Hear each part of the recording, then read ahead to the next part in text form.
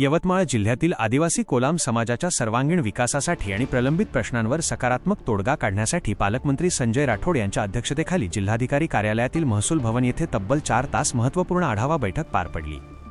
या बैठकीत कोलाम बांधवांच्या सामाजिक, शैक्षणिक, आर्थिक आणि प्रशासकीय मागण्यांवर सविस्तर चर्चा करून विविध महत्त्वाचे निर्णय घेण्यात आले।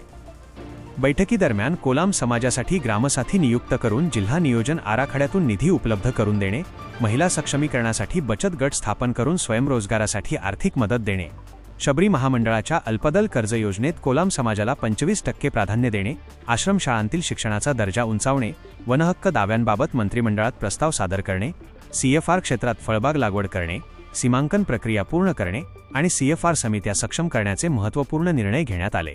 याशिवाय कुळ कायद्यातील जमिनी भोगवटा -1 मध्ये रूपांतरित करण्यासाठी विशेष मोहीम राबविणे, जिवंत सातबारा मोहिमेंतर्गत सातबारा दुरुस्तीची प्रकरणे तातडीने निकाली काढणे, गुणवंत विद्यार्थ्यांसाठी स्पर्धा परीक्षा मार्गदर्शन उपक्रम सुरू करणे, उद्योग व रोजगार प्रकल्पांसाठी निधी देण्यासह जातीचे दाखले देण्यासाठी विशेष शिबिरे आयोजित करण्याचे स्पष्ट निर्देश पालकमंत्र्यांनी दिले।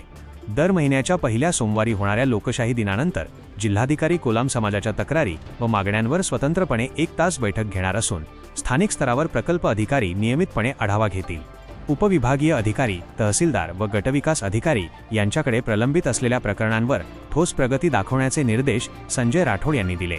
या बैठकीला जिल्हाधिकारी विकास मीना, मुख्य कार्यकारी अधिकारी संतोष धोत्रे, पांढरकवड्याचे प्रकल्प अधिकारी रेवय्या डोंगरे, निवासी उपजिल्हाधिकारी अनिरुद्ध बक्षी, पुसदचे प्रकल्प अधिकारी अमोल मेतकर यांच्यासह विविध विभागांचे प्रमुख अधिकारी आणि कोलाम समाजाचे प्रतिनिधी मोठ्या संख्येने उपस्थित होते। प्रशासनाने मागण्या सकारात्मकतेने मार्गी लावल्याबद्दल कोलाम समाज बांधवांनी समाधान व्यक्त केले। अशा नवनवीन बातम्यांसाठी चॅनलला सबस्क्राइब करा आणि पाहत रहा MH न्यूज मराठी।